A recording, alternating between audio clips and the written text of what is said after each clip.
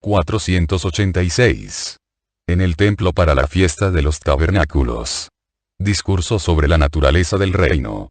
Jesús entra en el templo. Viene con sus apóstoles y con numerosísimos discípulos que conozco al menos de cara. Y, al final de todos, pero ya unidos al grupo como queriendo mostrar que quieren ser considerados seguidores del Maestro, caras nuevas, desconocidas todas, menos las sagas del griego venido de Antioquía, que habla con otros, quizás gentiles como él y que se detiene, con los que con él hablan, en el patio de los paganos, mientras Jesús y los suyos prosiguen para entrar en el patio de los israelitas. Naturalmente, la entrada de Jesús en el templo, que está de bote en bote, no pasa desapercibida. Un susurro nuevo se alza, como de una colmena disturbada, un susurro que cubre las voces de los doctores que dan sus lecciones bajo el pórtico de los paganos. Lecciones que, por lo demás, se suspenden, como por ensalmo. Y alumnos de los escribas corren en todas las direcciones a llevar la noticia de la llegada de Jesús. De forma que cuando él entra en el segundo recinto, donde está el atrio de los israelitas, ya bastantes fariseos, escribas y sacerdotes están atropados observándolo.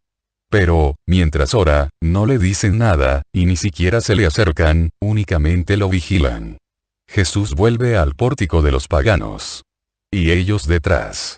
Y la comitiva de los malintencionados aumenta, como también aumenta la de los curiosos o de los bienintencionados. Y susurros en voz baja se mueven entre la gente. De vez en cuando, alguna voz más fuerte. ¿Veis cómo ha venido? Es un justo.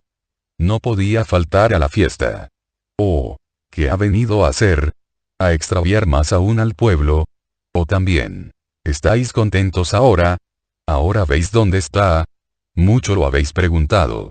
Voces aisladas y apagadas enseguida, ahogadas en las gargantas por miradas significativas de discípulos y seguidores que amenazan, con su propio amor, a los rencorosos enemigos.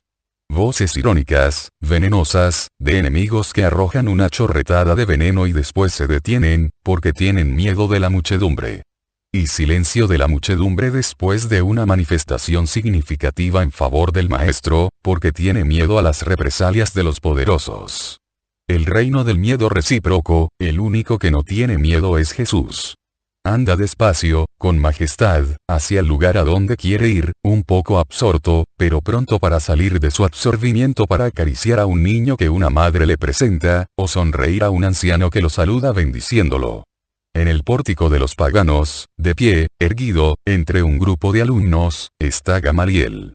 Con los brazos cruzados, con su esplendorosa vestidura blanquísima y amplísima, que parece aún más blanca en contraste con la gruesa alfombra roja oscura extendida en el suelo en el punto donde está Gamaliel, parece estar pensando, la cabeza un poco inclinada y no interesarse de lo que ocurre.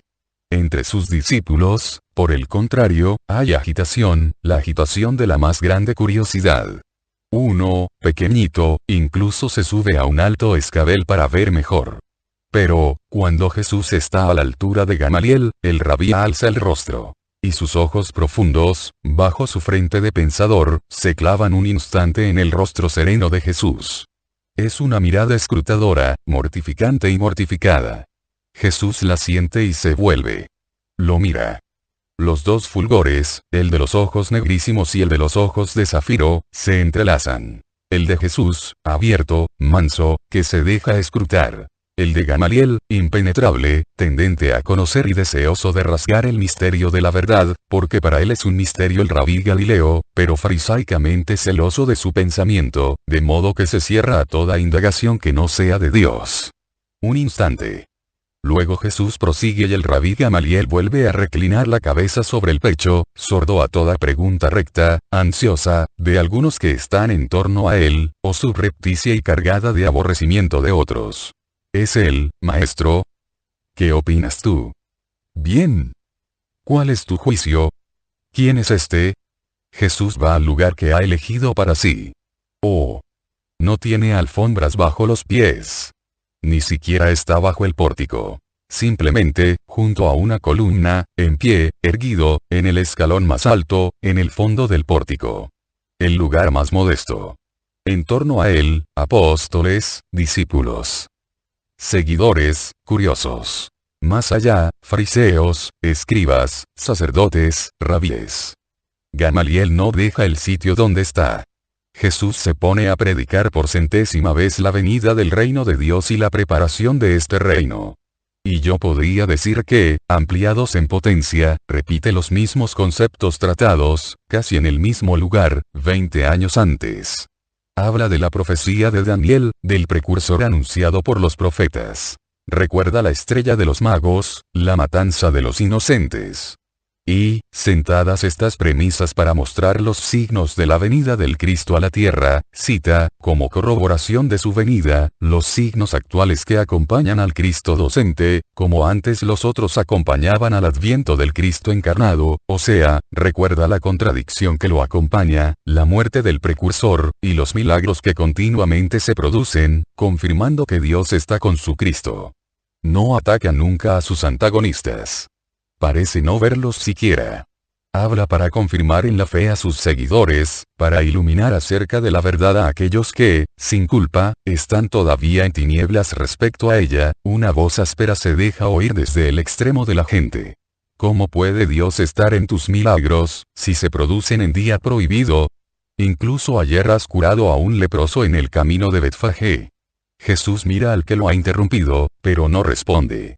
Sigue hablando de la liberación del dominio que oprime a los hombres, y de la instauración del reino de Cristo, eterno, invencible, glorioso, perfecto. ¿Y esto, cuándo? Dice un escriba haciendo risitas. Y añade. Ya sabemos que quieres hacerte rey. Pero un rey como tú sería la ruina de Israel. ¿Dónde está tu potencia de rey?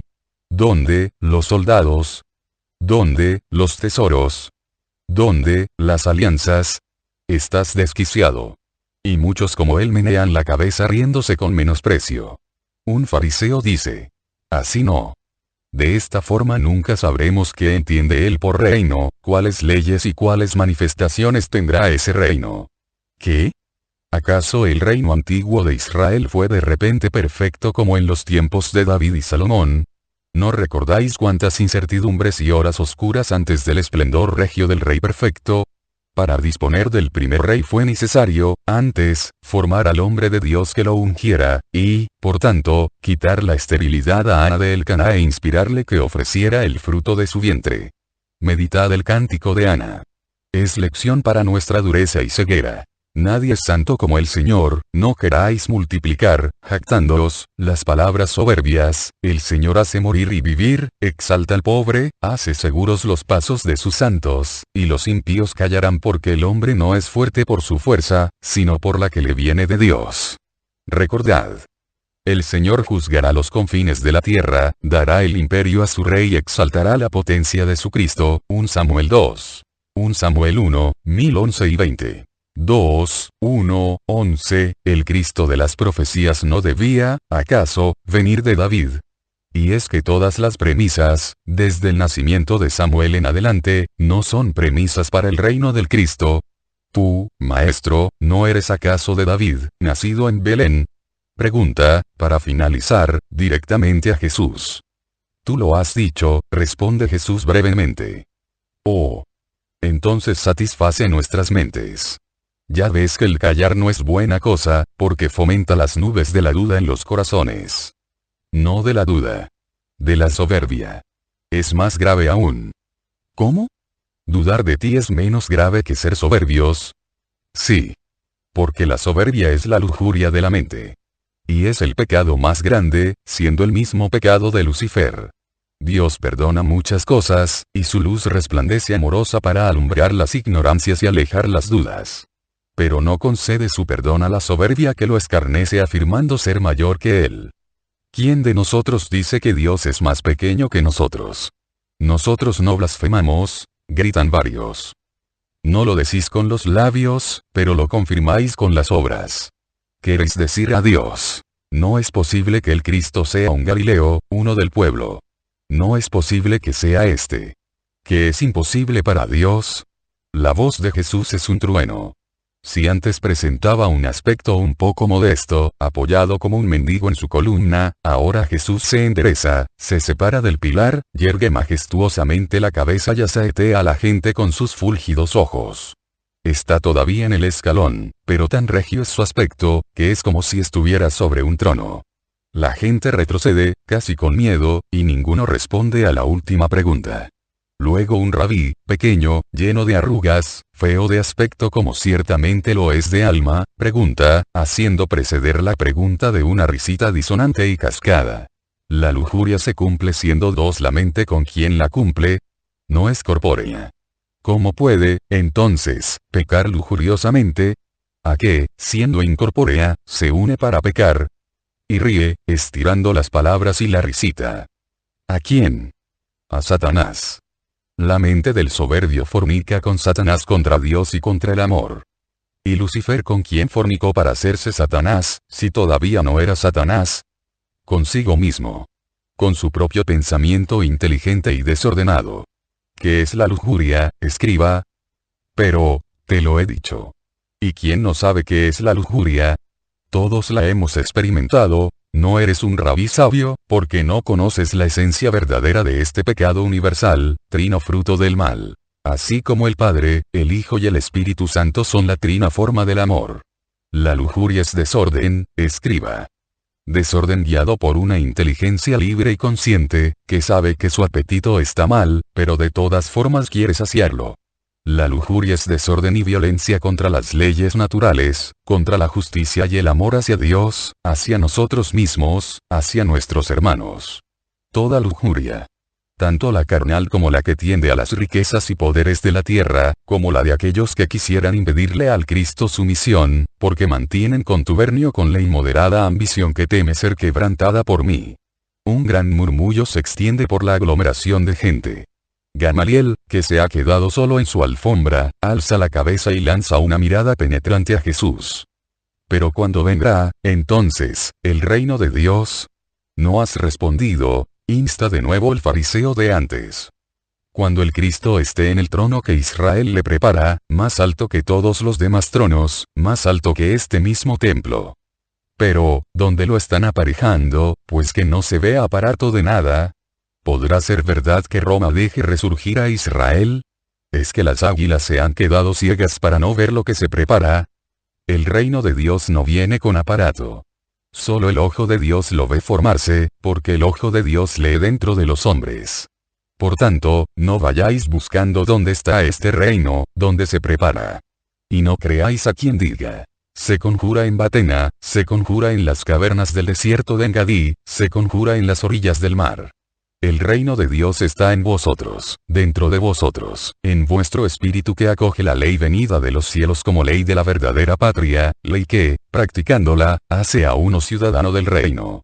Por esto, antes de mí ha venido Juan a preparar los caminos de los corazones, por los cuales debía penetrar en ellos mi doctrina. Con la penitencia se han preparado los caminos, con el amor el reino surgirá, y caerá la esclavitud del pecado que impide a los hombres el reino de los cielos. Pero, verdaderamente este hombre es grande. ¿Y vosotros decís que es un artesano? Dice fuerte uno que escuchaba atentamente. Y otros, judíos por su vestimenta, y quizás instigados por los enemigos de Jesús, se miran confundidos, y miran a sus instigadores preguntando. ¿Pero qué nos habéis imbuido? ¿Quién puede decir que este hombre extravía al pueblo? Y otros. Nos preguntamos y os preguntamos estas cosas. Si es verdad que ninguno de vosotros lo ha instruido, ¿cómo tiene tantos conocimientos? ¿Dónde los ha aprendido, si no ha estudiado nunca con ningún maestro? Y dirigiéndose a Jesús. Di, pues, ¿dónde has encontrado esta doctrina tuya? Jesús alza un rostro inspirado y dice. En verdad os digo que esta doctrina no es mía, sino que es de aquel que me ha enviado a vosotros. En verdad os digo que ningún maestro me la ha enseñado, ni la he encontrado en ningún libro viviente, o en ningún rollo monumento de piedra. En verdad os digo que me he preparado para esta hora oyendo al viviente hablarle a mi espíritu. Ahora la hora ha llegado para que yo dé al pueblo de Dios la palabra venida de los cielos. Y lo hago, y lo haré hasta el último respiro, y, tras haberlo exhalado, las piedras que me oyeron y no ablandecieron, conocerán un temor a Dios más fuerte que el que experimentó Moisés en el Sinaí. Y en el temor, con voz de verdad, para bendecir o maldecir, las palabras de mi doctrina rechazada se grabarán en las piedras. Y esas palabras ya no se borrarán nunca. El signo permanecerá. Luz para quien lo acoja, al menos entonces, con amor. Absolutas tinieblas para quien ni siquiera entonces comprenda que ha sido la voluntad de Dios la que me ha enviado para fundar su reino. Al principio de la creación fue dicho: hágase la luz.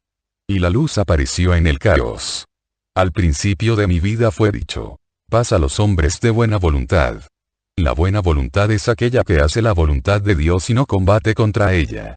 Ahora bien, aquel que hace la voluntad de Dios y no combate contra ella siente que no puede combatir contra mí, porque siente que mi doctrina viene de Dios y no de mí mismo. ¿Acaso busco yo mi gloria? Digo, ¿acaso, que soy el autor de la ley de gracia y de la era de perdón? No.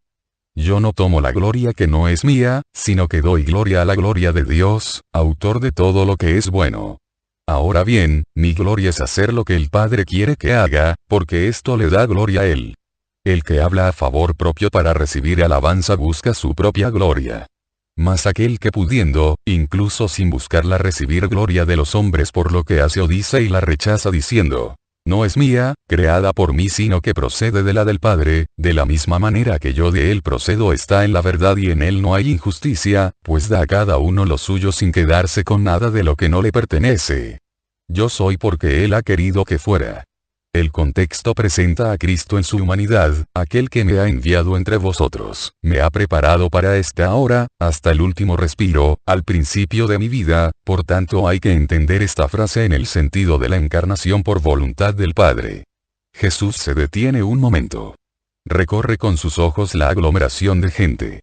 Escudriña las conciencias. Las lee. Las sopesa.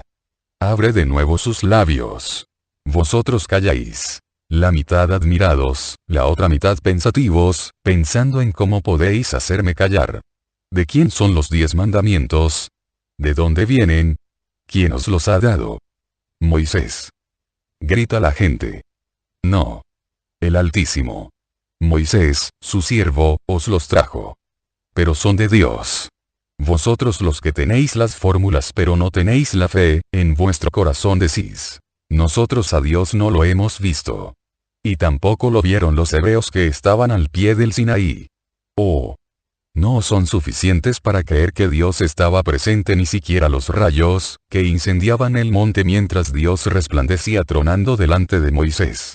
No os valen ni siquiera los rayos y los terremotos para creer que Dios está sobre vosotros para escribir el pacto eterno de salvación y de condena. Una epifanía nueva, tremenda veréis, y pronto, entre estos muros. Y las mansiones sagradas ya no estarán en tinieblas, porque habrá comenzado el reino de la luz, y el Santo de los Santos, no celado ya tras la ternaria cortina, será elevado ante la presencia de todos. Y todavía no creeréis. Entonces, ¿qué se necesitará para haceros creer? ¿Que los rayos de la justicia incidan en vuestras carnes?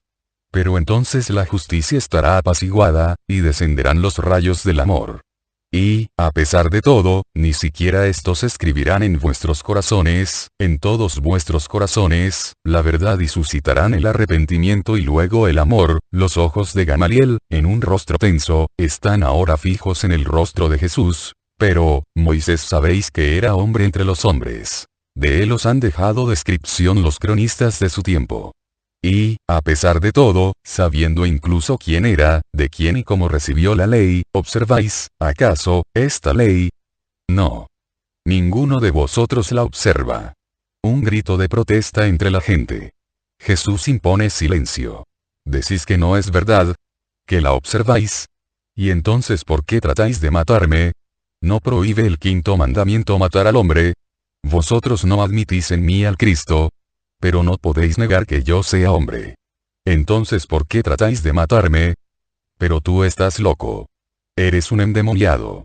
Un demonio habla en ti y te hace delirar y decir embustes. Ninguno de nosotros piensa en matarte. ¿Quién quiere matarte? Gritan, precisamente aquellos que lo quieren hacer. ¿Que quién? Vosotros. Y buscáis las disculpas para hacerlo. Y me echáis en cara culpas no verdaderas. Me echáis en cara, y no es la primera vez el que haya curado a un hombre en sábado. Y no dice Moisés, Deuteronomio 22, 4, que tengamos piedad incluso del asno y del buey caídos, porque representan un bien para el hermano. Y yo no debería tener compasión del cuerpo enfermo de un hermano, para el cual la salud recuperada es un bien material y un medio espiritual para bendecir a Dios y amarlo por su bondad. Y la circuncisión que Moisés os dio, por haberla recibido de los patriarcas, ¿acaso no la practicáis también en día de sábado? Si circuncidando a un hombre en día de sábado no se viola la ley mosaica del sábado, porque la circuncisión sirve para hacer de un varón un hijo de la ley, ¿por qué os enojáis contra mí si en día de sábado he curado a un hombre enteramente, en el cuerpo y en el espíritu, y he hecho de él un hijo de Dios? No juzguéis según la apariencia y la letra, sino juzgad con recto juicio y con el espíritu, porque la letra, las fórmulas, las apariencias, son cosas muertas, escenarios pintados, pero no verdadera vida, mientras que el espíritu de las palabras y apariencias es vida real y fuente de eternidad. Pero vosotros no entendéis estas cosas porque no las queréis entender. Vamos. Y vuelve las espaldas a todos y se dirige hacia la salida, seguido y circundado por sus apóstoles y discípulos, que lo miran. Con pena por él, con enojo contra los enemigos. Él, pálido, les sonríe y les dice: no estéis tristes. Vosotros sois amigos míos. Y hacéis bien siéndolo, porque mi tiempo se acerca a su fin. Pronto llegará el tiempo en que desearéis ver uno de estos días del Hijo del Hombre, mas no podréis ya verlo. Entonces hallaréis confortación en deciros: nosotros lo amamos y le fuimos fieles mientras estuvo entre nosotros. Y para burlarse de vosotros y haceros aparecer como locos os dirán: Cristo ha vuelto. Está aquí. Está allá. No creáis en esas voces. No vayáis, no os pongáis a seguir a estos falaces burladores. El Hijo del Hombre, una vez que se haya marchado, no volverá sino cuando llegue su día. Y entonces su manifestación será semejante al relámpago, que resplandeciendo surca el cielo de una parte a otra, tan rápidamente, que el ojo apenas puede seguirlo. Vosotros, y no solo vosotros, sino ningún hombre, podría seguirme en mi aparición final para recoger a todos aquellos que fueron, son y serán. Pero antes de que esto suceda es necesario que el Hijo del Hombre sufra mucho. Sufra todo el dolor de la humanidad, y, además, sea repudiado por esta generación. Pero entonces, mi Señor, sufrirás todo el mal que será capaz de descargar sobre ti esta generación, observa el pastor Matías. No. He dicho. Todo el dolor de la humanidad. Ella existía antes de esta generación, y existirá, por generaciones y generaciones, después de esta. Y siempre pecará. Y el Hijo del Hombre gustará toda la amargura de los pecados pasados, presentes y futuros, hasta el último pecado, en su espíritu, antes de ser el Redentor. Y, ya en su gloria, todavía sufrirá, en su espíritu de amor, al ver que la humanidad pisotea su amor. Vosotros no podéis entender por ahora, vamos ahora a esta casa que me es amiga. Y llama a una puerta, que se abre y lo deja entrar, sin que el custodio muestre estupor por el número de personas que entran detrás de Jesús. 487. En el templo para la fiesta de los tabernáculos. Discurso sobre la naturaleza del Cristo. El templo está aún más lleno de gente que el día anterior. Y, entre el gentío que llena el primer patio y en él hormiguea, veo a muchos gentiles, muchos más que ayer. Todos esperan con gran interés, tanto los israelitas como los gentiles. Y hablan gentiles con gentiles y hebreos con hebreos, formando corrillos esparcidos acá o allá, sin perder de vista las puertas. Los doctores, debajo de los pórticos, se esfuerzan en alzar la voz como reclamo y para hacer alarde de elocuencia. Pero la gente está distraída y predican a pocos alumnos. Está Gamaliel en su sitio. Pero no habla. Pasea atrás y adelante sobre su suntuosa alfombra, con los brazos cruzados, la cabeza baja, meditando. La larga túnica y el manto aún más largo, que está suelto y pende sujeto a los hombros por dos broches de plata, en forma de rosetones forman por detrás una cola que él aparta con el pie cuando vuelve sobre sus pasos. Sus discípulos, los más fieles, bien juntos al muro, lo miran en silencio, con temor, y respetan la meditación de su maestro. Algunos fariseos y algunos sacerdotes dan muestra de tener muchas cosas que hacer, y van y vienen. La gente, que comprende sus verdaderas intenciones, los señala, unos a otros se los señalan, y algún comentario surge, como un cohete abrasador, para abrazar su hipocresía. Pero ellos fingen no oír. Ven prudente no reaccionar, porque son pocos respecto a los muchos que no odian a Jesús y que, por el contrario, los odian a ellos. Ahí está. Ahí está. Hoy viene por la puerta dorada. Corramos. Yo me quedo. Vendrá aquí a hablar. No pierdo el sitio. Yo tampoco. Además, los que se marchan dejan el sitio a los que nos quedamos. Pero lo dejarán hablar. Si lo han dejado entrar. Y, sí, pero es distinto. Como hijo de la ley, no pueden impedirle entrar. Pero como rabí pueden echarlo si quieren. ¿Cuántas distinciones? Si lo dejan ir a hablar al Dios, ¿por qué no tienen que dejarlo hablar a hombres? El que habla es un gentil. Es verdad, dice otro gentil. A nosotros, porque somos impuros, no nos dejáis ir allá, pero venir aquí sí, esperando que nos hagamos circuncisos. Calla, quinto. Por esto le dejan que nos hable a nosotros. Esperando podarnos como si fuéramos árboles. Pero no, nosotros venimos para poner sus ideas como ramas de injerto en nosotros, silvestres. Así es. Es el único que no nos desprecia. Respecto a esto. Cuando vamos con una bolsa de monedas a comprar no nos desprecian tampoco los otros. Mira.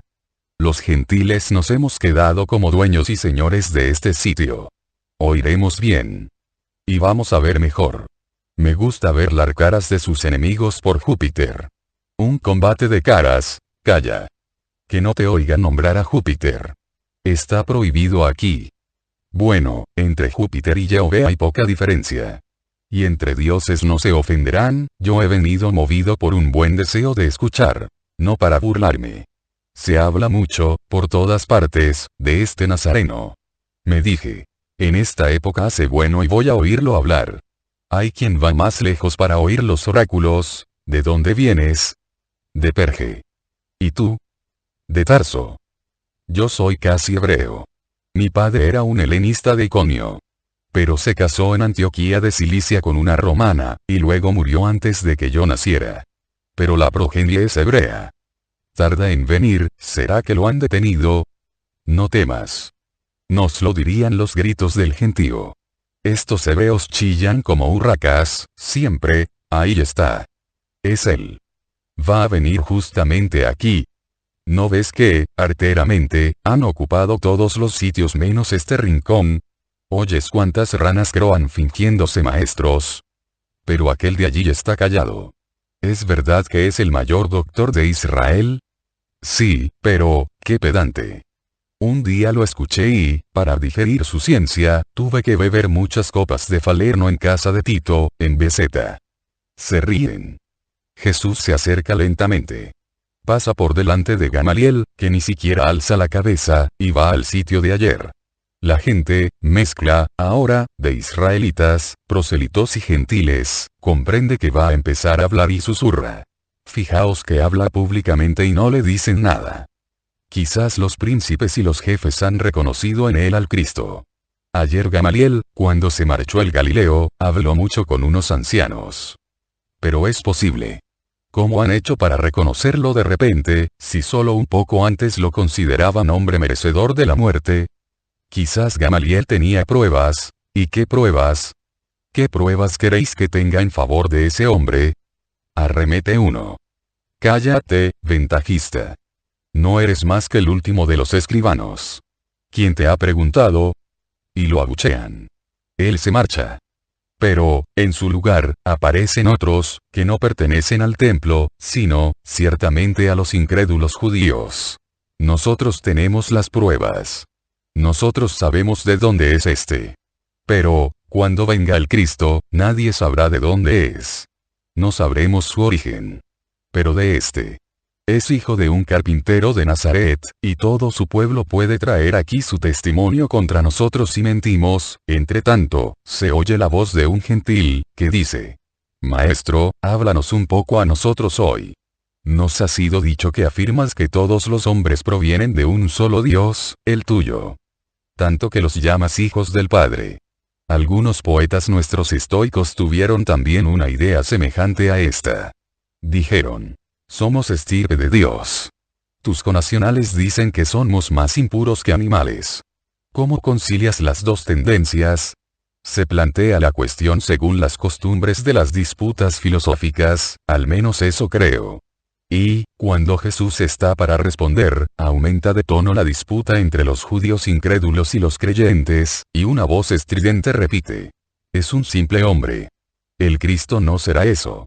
Todo en él tendrá carácter excepcional. Forma, naturaleza, origen.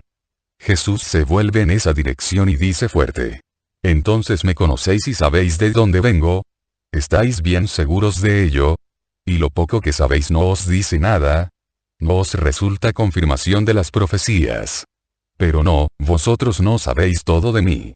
En verdad os digo que yo no he venido por mí mismo, ni tampoco de donde vosotros creéis que he venido. Es la misma verdad la que me ha enviado, y vosotros no la conocéis. Prorrumpen los enemigos en un grito de enfado. La misma verdad. Vosotros no conocéis sus obras. No conocéis sus caminos, los caminos por los que yo he venido. El odio no puede conocer ni los caminos ni las obras del amor. Las tinieblas no pueden aguantar la vista de la luz. Mas yo conozco a aquel, que me ha enviado, porque yo soy suyo, parte suya y un todo con él. Y él me ha enviado para que cumpla lo que su pensamiento quiere. Nace un tumulto. Los enemigos se lanzan contra él para ponerle las manos encima, para capturarlo y pegarle. Apóstoles, discípulos, pueblo, gentiles, prosélitos reaccionan para defenderlo.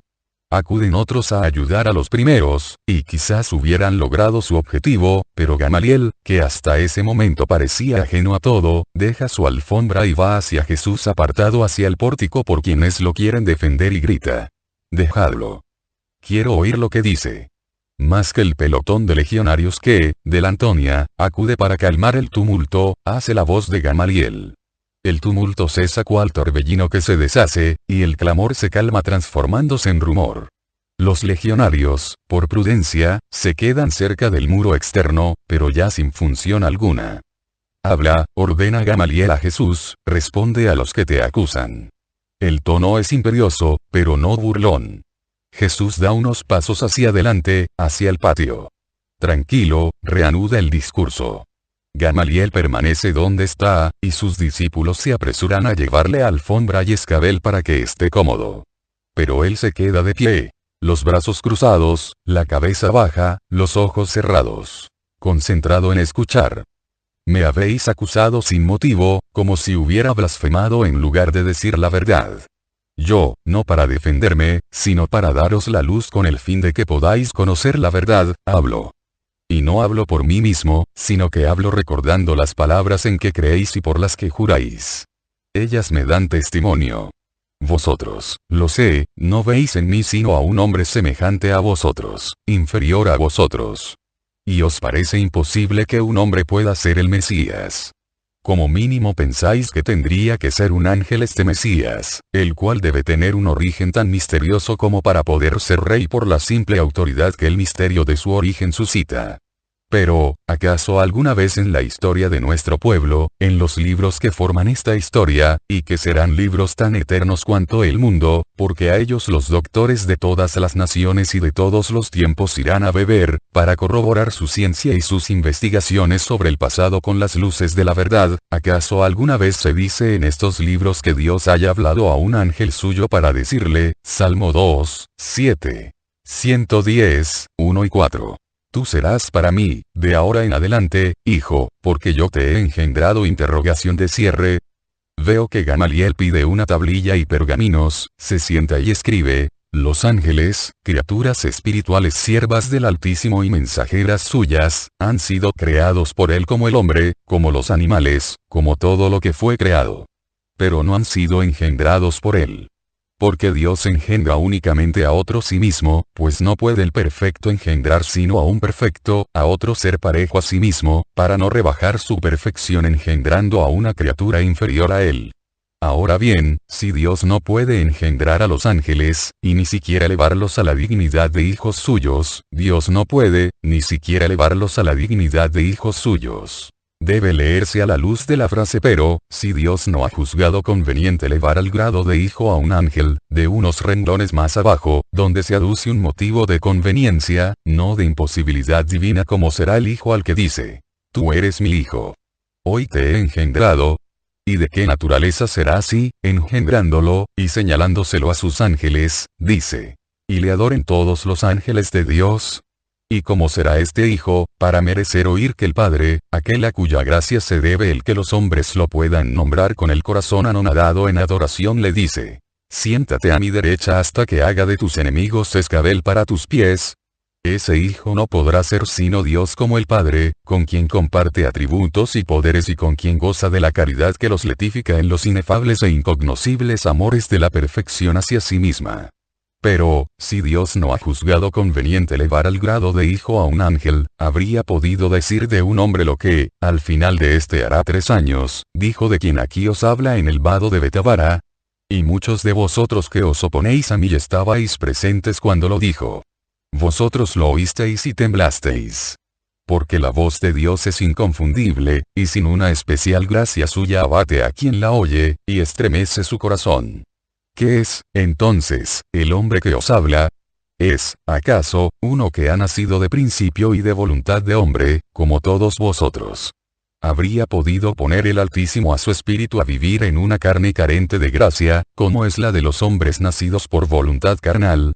¿Y podría el Altísimo, como satisfacción de la gran culpa, aplacarse con el sacrificio de un hombre? Pensad. Él no designa a un ángel para ser Mesías y Redentor. ¿Podrá, entonces, designar a un hombre para serlo? ¿Y podía el Redentor ser solo hijo del Padre, sin asumir naturaleza humana? ¿Ser el Redentor con medios y poderes que superaran las humanas deducciones? ¿Y el primogénito de Dios podía, acaso, tener padres, si es el primogénito eterno? ¿No se os trastoca el soberbio pensamiento ante estos interrogantes, que suben hacia los reinos de la verdad, acercándose cada vez más a ella, y que hallan respuesta solo en un corazón humilde y lleno de fe? ¿Quién debe ser el Cristo? ¿Un ángel? Más que un ángel. ¿Un hombre? Más que un hombre. ¿Un Dios? Sí, un Dios. Pero con una carne unida a él, para que ésta pueda cumplir la expiación de la carne culpable. Todas las cosas deben ser redimidas a través de la materia con que pecaron. Dios, por tanto, habría debido enviar a un ángel para expiar las culpas de los ángeles caídos, y que expiara por Lucifer y sus seguidores angélicos. Porque ya sabéis que Lucifer también pecó. Pero Dios no envía a un espíritu angélico a redimir a los ángeles tenebrosos. Ellos no han adorado al Hijo de Dios, y Dios no perdona el pecado contra su Verbo engendrado por su amor. Pero Dios ama al hombre y envía al hombre, al único perfecto, a redimir al hombre y a obtener paz con Dios. Y es justo que solo un hombre Dios pueda cumplir la redención del hombre y aplacar a Dios. El Padre y el Hijo se han amado y se han comprendido. Y el Padre ha dicho, quiero. Y el Hijo ha dicho, quiero. Y luego el Hijo ha dicho, dame. Y el Padre ha dicho, toma, y el Verbo tuvo una carne, cuya formación es misteriosa, y esta carne se llamó Jesucristo, Mesías, aquel que debe redimir a los hombres, llevarlos al reino, vencer al demonio, quebrar las esclavitudes. Vencer al demonio. No podía un ángel, no puede cumplir lo que el Hijo del Hombre puede. Y, por esto, Dios no llama a los ángeles a la gran obra, sino al hombre. Aquí tenéis al hombre cuyo origen se os presenta incierto, pues negado por vosotros os pone pensativos.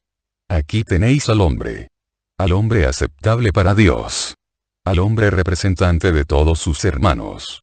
Al hombre que es como vosotros en la semejanza. Al hombre superior y distinto de vosotros por la proveniencia. El cual, que no por un hombre sino por Dios ha sido engendrado y consagrado para su ministerio está ante el excelso altar para ser sacerdote y víctima por los pecados del mundo, eterno y supremo pontífice, sumo sacerdote según el orden de Melquisedec. No temáis. No tiendo mis manos hacia la tiara pontifical. Otra corona me espera. No temáis. No os voy a quitar el racional. Otro está ya preparado para mí. temed solo, más bien, el que para vosotros no sirva el sacrificio del hombre y la misericordia del Cristo. Os he amado tanto, tanto os amo, que he obtenido del Padre mi anonadamiento. Os he amado tanto, tanto os amo, que he pedido asimilar todo el dolor del mundo para daros la salud eterna. ¿Por qué no me queréis creer? ¿No podéis creer todavía? No está escrito del Cristo: tú eres sacerdote para siempre según el orden de Melquisedec. ¿Y cuándo comenzó el sacerdocio? ¿Quizás en tiempos de Abraham? No. Y vosotros lo sabéis.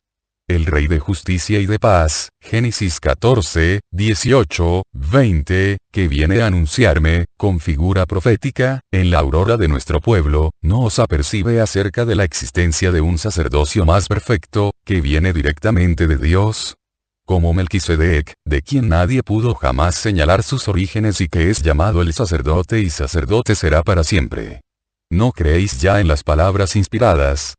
Y, si creéis, ¿cómo es que vosotros, doctores, no sabéis dar una explicación aceptable a las palabras que dicen, y de mí hablan? Tú eres sacerdote para siempre según el orden de Melquisedec. Hay, pues, otro sacerdocio, más allá, antes del de Aarón. Y de este está escrito: eres. No, fuiste. No, serás. Eres sacerdote para siempre. He aquí, pues, que esta frase anticipa que el eterno sacerdote no será de la estirpe, conocida, de Aarón, no será de ninguna estirpe sacerdotal. No. Será de proveniencia nueva, misteriosa, como Melquisedec. Es de esta proveniencia. Y si la potencia de Dios lo manda, señales de que quiere renovar el sacerdocio y el rito para que sea provechoso para la humanidad. ¿Conocéis vosotros mi origen? No. ¿Conocéis mis obras? No. ¿Intuís sus frutos? No. Nada sabéis de mí. Podéis ver, pues, que también en esto soy el Cristo, cuyo origen y naturaleza y misión deben permanecer desconocidos hasta que a Dios le plazca revelarlos a los hombres. Bienaventurados los que sepan, los que saben creer antes de que la revelación tremenda de Dios los aplaste contra el suelo con su peso y ahí los clave y triture bajo la fulgurante, poderosa verdad pronunciada. Como trueno desde los cielos. Como grito desde la tierra. Este era el Cristo de Dios. Vosotros decís: es de Nazaret. Su padre era José. Su madre es María. No. Yo no tengo padre que me haya engendrado hombre. No tengo madre que me haya engendrado Dios. Y, no obstante, tengo una carne, y la he asumido por misteriosa obra del Espíritu, y he venido a vosotros pasando por un tabernáculo santo. Y os salvaré después de haberme formado a mí mismo por voluntad de Dios. Os salvaré haciendo salir a mi verdadero yo mismo del tabernáculo de mi cuerpo para consumar el gran sacrificio de un Dios que se inmola por la salvación del hombre. Padre. Padre mío. Te lo dije al principio de los días. Aquí estoy, para hacer tu voluntad. Te lo dije en la hora de gracia antes de dejarte para revestirme de carne, y así padecer. Aquí estoy, para hacer tu voluntad. Te lo digo una vez más para santificar a aquellos por quienes he venido. Aquí estoy, para hacer tu voluntad. Y volveré a decírtelo, siempre te lo diré, hasta que tu voluntad sea cumplida. Jesús baja los brazos, los tenía levantados hacia el cielo, orando, los recoge en su pecho y agacha la cabeza, cierra los ojos y se sume en una oración secreta. La gente bisbisea. No todos han comprendido. Es más, la mayoría, y yo con ellos, no ha comprendido. Somos demasiado ignorantes. Pero intuimos que ha enunciado cosas grandes. Y, admirados, guardamos silencio. Los maliciosos, que no han comprendido no han querido comprender, sonriendo malévolamente dicen: este delira. Pero no se atreven a decir más y se apartan o se encaminan hacia las puertas meneando la cabeza. Tanta prudencia creo que es el fruto de las lanzas y dagas romanas que brillan al sol contra la muralla externa. Gamaliel se abre paso entre los que quedan. Llega hasta Jesús, que sigue en oración, absorto, lejanos la gente y el lugar, y lo llama. Rabí Jesús. ¿Qué quieres, Rabí Gamaliel? Pregunta Jesús alzando la cabeza, todavía absortos sus ojos en una interna visión. Que me des una explicación. Habla. Apartaos todos. ordena Gamaliel, y lo hace con un tono tal, que apóstoles, discípulos, seguidores, curiosos, y los propios discípulos de Gamaliel se apartan rápidamente. Se quedan solos, uno frente al otro. Y se miran. Jesús siempre manso y dulce. El otro, autoritario sin querer e involuntariamente soberbio de aspecto, expresión que ciertamente le ha venido de los años de deferencia exagerada. Maestro, me han sido referidas unas palabras tuyas dichas en un banquete, que yo desaprobé porque era insincero. Yo no contradigo, pero siempre abiertamente, he meditado en esas palabras. Las he cotejado con las que tengo en mi recuerdo, y te he esperado, aquí, para preguntarte acerca de ellas, y primero he querido oírte hablar, ellos no han comprendido. Yo espero poder comprender. He escrito tus palabras mientras las pronunciabas. Para meditarlas. Y no para perjudicarte. ¿Me crees? Te creo. Y quiere el Altísimo hacerlas llamear ante tu espíritu. Que así sea. Escúchame. Las piedras que deben estremecerse no serán las de nuestros corazones. No, Rabí. Estas, y señala a las murallas del templo con gesto circular. ¿Por qué lo preguntas? Porque mi corazón se estremeció cuando me fueron referidas tus palabras del banquete, y tus respuestas a los tentadores. Creía que ese estremecimiento era el signo. No, Rabí. Es demasiado poco el estremecimiento de tu corazón y el de pocos otros para ser el signo que no deja dudas, aunque tú, con raro juicio de humilde conocimiento de ti, defines tu corazón como piedra. Oh, Rabí Gamaliel, ¿te es imposible hacer de tu corazón petrificado un luminoso altar que acoja a Dios? No por interés mío, Rabí, sino para que tu justicia sea completa, y Jesús mira dulcemente al anciano maestro, que salea su barba e introduce los dedos por debajo de la prenda que cubre su cabeza y corruga su frente. Susurra, bajando la cabeza para decirlo.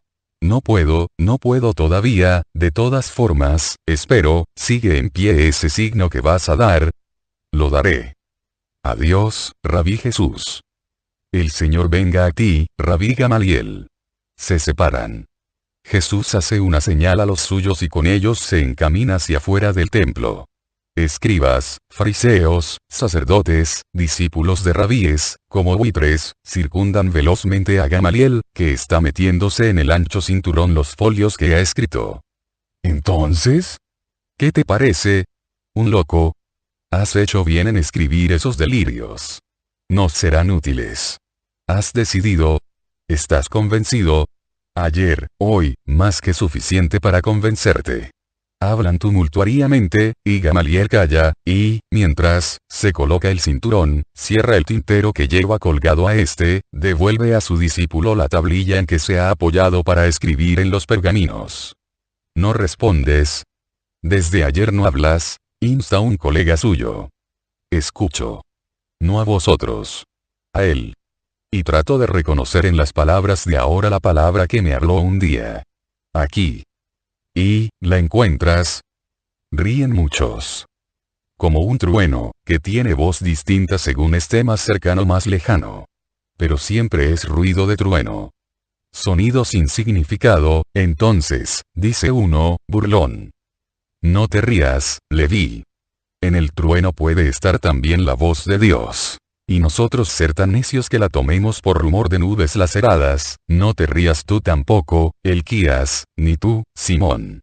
No sea que el trueno se transforme en rayo y os reduzca a cenizas. Entonces, tú, casi estás diciendo que el Galileo es aquel niño que con Hillel creíste profeta. Y que aquel niño y ese hombre son el Mesías. Inquieren, con mordacidad, aunque velada, porque Gamaliel se hace respetar. No digo nada. Digo que el ruido del trueno es siempre ruido trueno. Más cercano, más lejano.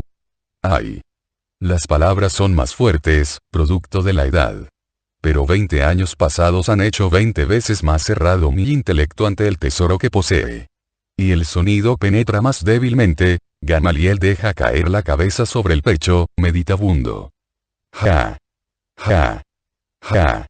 Te haces viejo y te haces necio, Gamaliel. Tomas por realidad los fantasmas. Ja. Ja. Ja. Todos ríen.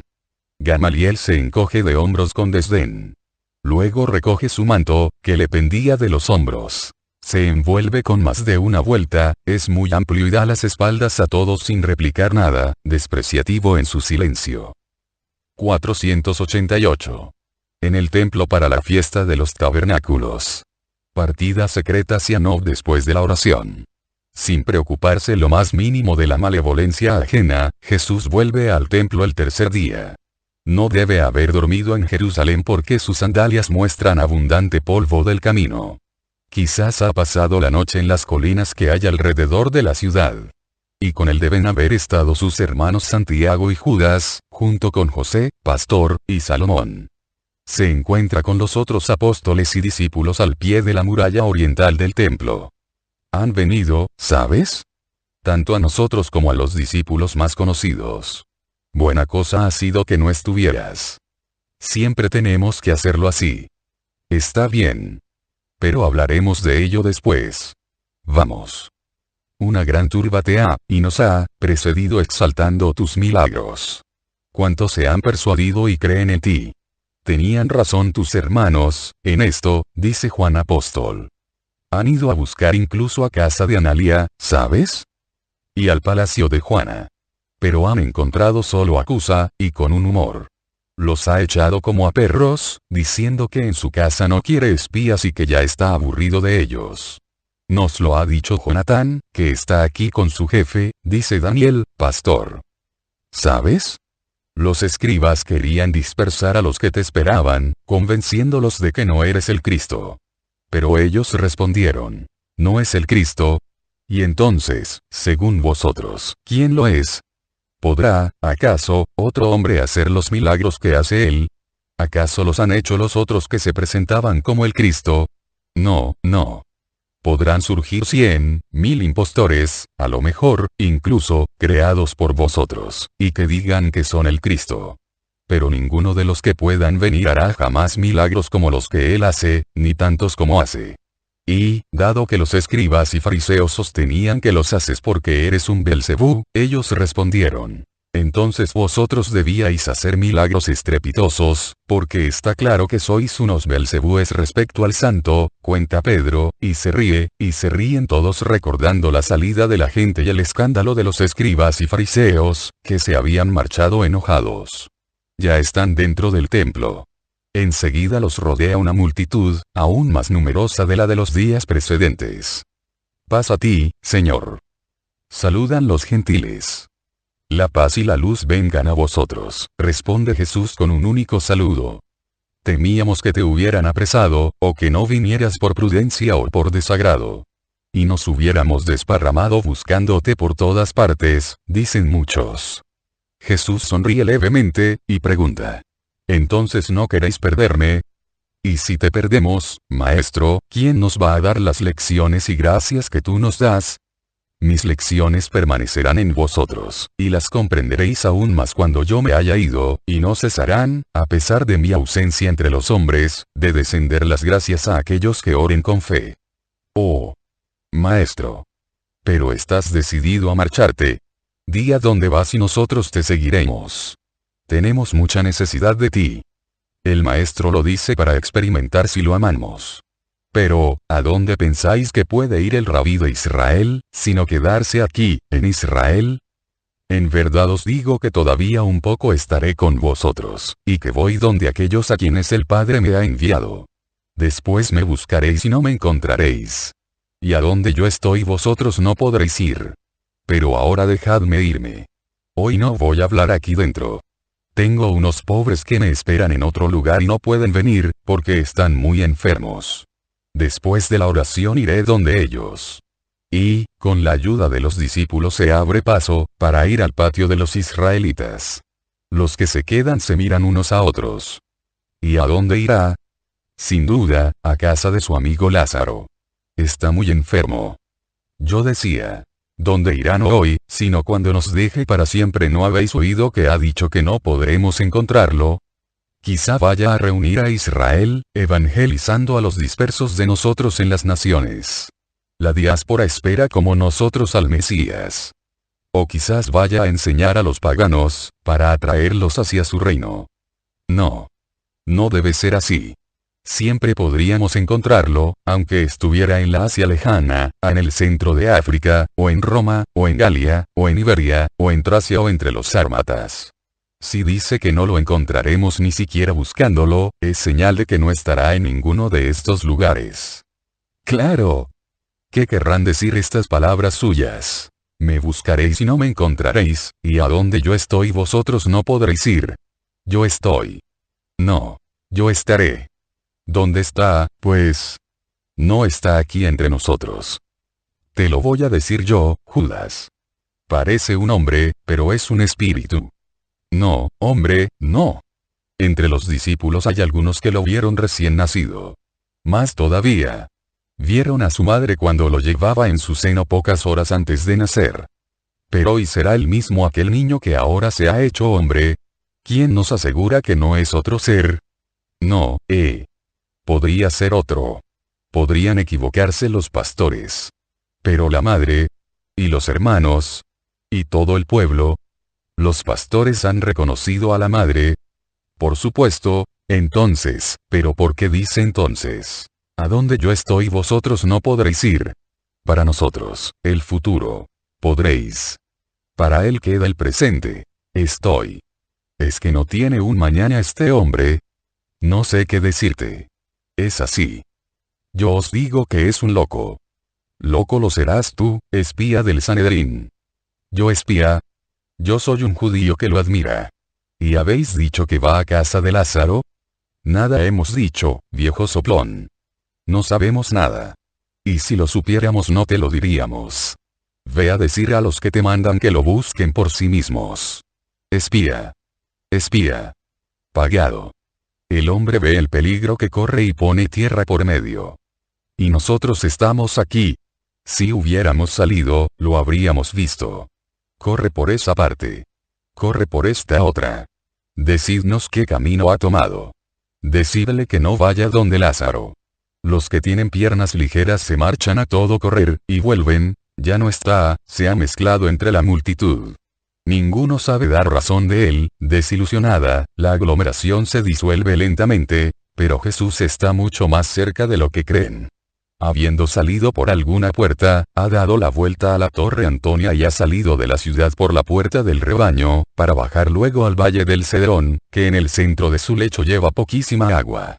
Jesús lo atraviesa saltando por las piedras que sobresalen del agua, y entra en el monte de los olivos, denso en ese lugar e incluso mezclado con espesuras que hacen tétrica, yo diría. Fúnebre esta parte de Jerusalén, comprendida entre las sombrías murallas del templo, que, con todo su monte, domina por ese lado y el monte de los olivos. Más al sur, el valle se aclara y se ensancha.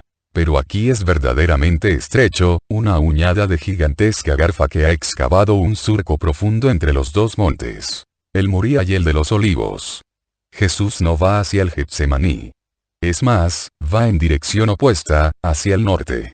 Sigue caminando por el monte, que luego se ensancha formando un valle agreste, por donde, más pegado a otra hilera corva de colinas bajas, aunque agrestes y pedregosas fluye el torrente, que dibuja un arco al norte de la ciudad. En vez de olivos, ahí hay arbolillos estériles, espinosos, retorcidos, de enmarañadas frondas, mezclados con zarzas que, hacia todas las partes, lanzan sus tentáculos. Un lugar muy triste, muy solitario. Tiene algo de lugar infernal, apocalíptico. Algún sepulcro, y nada más. Ni siquiera leprosos. Y es extraña esta soledad que contrasta con el gentío de la ciudad, tan cercana y tan llena de gente y ruido. Aquí, aparte del gorgoteo del agua entre los cantos y el frufru del viento entre las plantas nacidas entre las piedras, no se oye ningún ruido. Falta, incluso, la nota alegre de los pájaros, tan numerosos entre los olivos del Getsemaní y del monte de los olivos. El viento, más bien fuerte, que viene del nordeste y levanta pequeños remolinos de tierra, rechaza el ruido de la ciudad. Y el silencio, un silencio de lugar de muerte, reina en el paraje, oprimente, casi aterrador. ¿Pero se va exactamente por aquí?, pregunta Pedro a Isaac. Sí, sí. Se va también por otros caminos, saliendo por la puerta de Herodes, y mejor por la de Damasco. Pero os conviene saber los senderos menos conocidos. Nosotros hemos recorrido todos los alrededores para conocerlos y para enseñároslos. Así podréis ir a donde queráis, en las cercanías, sin pasar por los caminos habituales. Y, ¿se puede uno fiar de los de no? Dice Pedro. Como de tu misma casa. Tomás el año pasado, Nicodemo siempre, el sacerdote Juan, discípulo de él, y otros, han hecho de ese pueblecito un lugar suyo. Y tú has hecho más que todos, dice Benjamín, pastor. Yo. Entonces todos hemos hecho, si yo he hecho. Pero, créeme, maestro. Ahora todo alrededor de la ciudad tienes lugares seguros, también Rama, dice Tomás, que tiene amor a su ciudad. Mi padre y mi cuñado, con Nicodemo, han pensado en ti. Entonces también Emaús, dice un hombre que no me resulta nuevo, aunque no sé decir exactamente quién es, bueno, incluso porque he encontrado más de una Emaús en Judea, sin hablar de aquel lugar cercano a Tariquea. Está lejos para ir y venir, como hago ahora. Pero no dejaré de ir alguna vez. Y a mi casa, dice Salomón. Allí, sin duda, al menos una vez, para saludar al anciano. También está Beter. Y Betsur. No iré a casa de las discípulas. Pero, cuando llegue la necesidad, las llamaré. Yo tengo un amigo sincero en el Royel. Su casa está abierta para ti. Y nadie pensará, de los que te odian, que estás tan cerca de ellos, dice Esteban. El jardinero de los jardines reales te puede hospedar. Manaén, que le consiguió ese puesto y él son una misma cosa, y además, lo curaste un día, yo. No lo conozco, estaba, durante la Pascua, entre los pobres que curaste en casa de Cusa. Un golpe de hoz sucia de estiércol le estaba descomponiendo una pierna, y su primer jefe lo había echado por esto. Mendigaba para sus hijos. Y tú lo curaste. Manaén, luego, obteniéndole el puesto en un momento bueno de Antipas, lo puso en los jardines. Ahora ese hombre hace todo lo que Manaén dice. Y si además es por ti, dice Matías, pastor. No he visto nunca Manaén con vosotros. Dice Jesús mirando fijamente a Matías, que cambia de color y se turba. Ven adelante conmigo. El discípulo lo sigue. Habla. Señor, Manaén ha cometido un error, y sufre mucho, y con él Timoneo y algún otro más. No tienen paz porque tú, no creerán que los aborrezco, no. Pero, tienen miedo de tus palabras y de tu rostro. Oh. ¡Qué error! Precisamente por haber errado deben venir a la medicina. ¿Sabes dónde están? Sí, maestro. Entonces ve a ellos y diles que los espero en Nob. Matías se va sin perder tiempo. El sendero del monte sube, de forma que es visible toda Jerusalén vista desde el norte. Jesús con los suyos, yendo justo en dirección contraria a la ciudad, le vuelve las espaldas.